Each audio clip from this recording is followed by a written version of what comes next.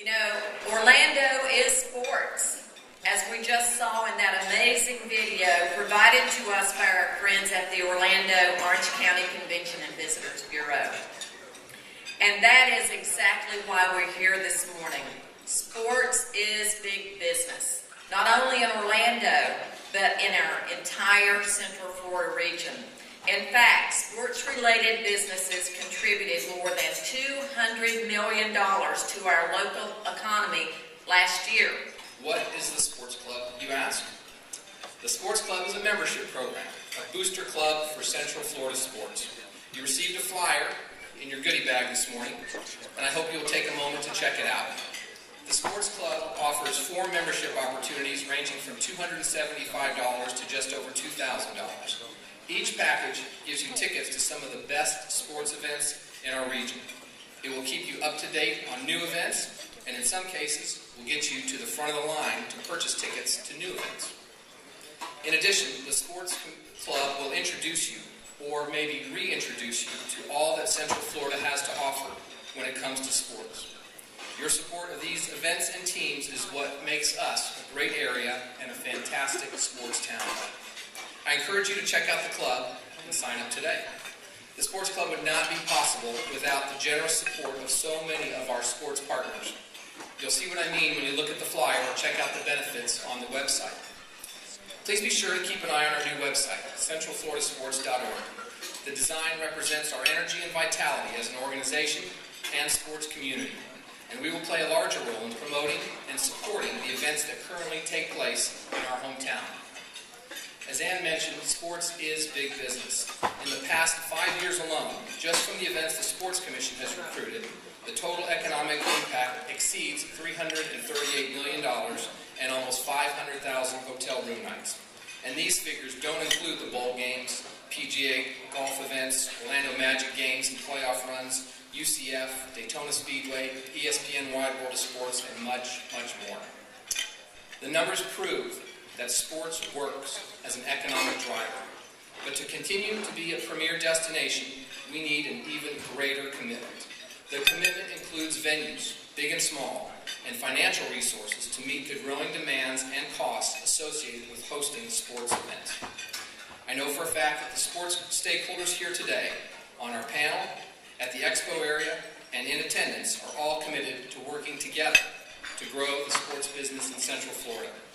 We will work together to support the teams, leagues, and events that we already have, and work together to put even more heads in beds by attracting new events. And I'm proud to say the Sports Commission, with these sports properties, our local government partners, CVBs, and others, will lead the effort to grow the sports business in Central Florida. Thanks again for being here, and thanks again, Ann, for all you and your team do to support the business of sports. Theme, and in recognition of our Orlando Magic's push to win the NBA Finals, I'm truly honored to introduce our starting 5, or Fab 5. I won't ask you all to stand and cheer, but here we go. At one guard, originally from the Bronx, he's 5'10", well, probably 5'9". Kent Potrock, Senior Vice President, Sports Enterprises for Walt Disney Parks and Resorts. The other guard, Fox Sports Florida and Sun Sports Senior Vice President and General Manager, Steve Liverani. And now, the big man in the middle. He's 6'3" and weighs... No, I wouldn't do that to you. The Director of Athletics and Executive Vice President of the University of Central Florida Athletics Association, Mr. Keith Tribble. Hey, how you doing, Joe?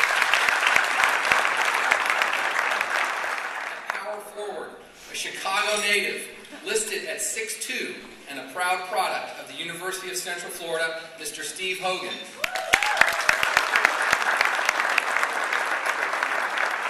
Steve is the CEO of Florida Citrus Sports and has been there for almost 15 years when, in fact, a much younger Sam Stark hired him as event coordinator in 1995. And finally, the Magic Man, standing tall at 5'10" and a half. And hailing from the mean streets of Kearney, New Jersey, Alex Martins.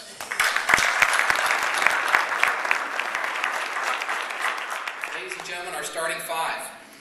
Now, she's not quite the coach of this illustrious bunch, but she will get the most out of them with some poignant questions. It is my pleasure to invite Cindy Barth, award-winning editor of Orlando Business Journal, to the stage to moderate today's panel discussion. Cindy will also be taking questions from the audience at the conclusion of her Q&A. Cindy. Thank you, Cindy. Thank you, Albert. I think the most important thing is folks look at the facility and they know that it's a tourist development tax home run hitter. That's what it does. It brings folks into town. They stay in hotels. They generate a lot of revenue, somewhere in the neighborhood of $150 million a year into our community. And you think about that in terms of 74 years. That's right, 7 decades that the old lady has been there, generating billions of dollars for our community. And I invite you to come over and enjoy some of those 74-year-old. Let me just say that, when you talk about the 2 facilities that we built recently, the Bright House Network Stadium and the UCF Arena, I can't explain the significance that those 2 facilities would do for our program and ultimately for this community. In order to establish a great athletics program, which in turn helps you establish a great university program. Ironically, I had a question with my staff yesterday. If you talk about the great universities in the country, especially public universities, they all have great athletic programs, or good athletic programs.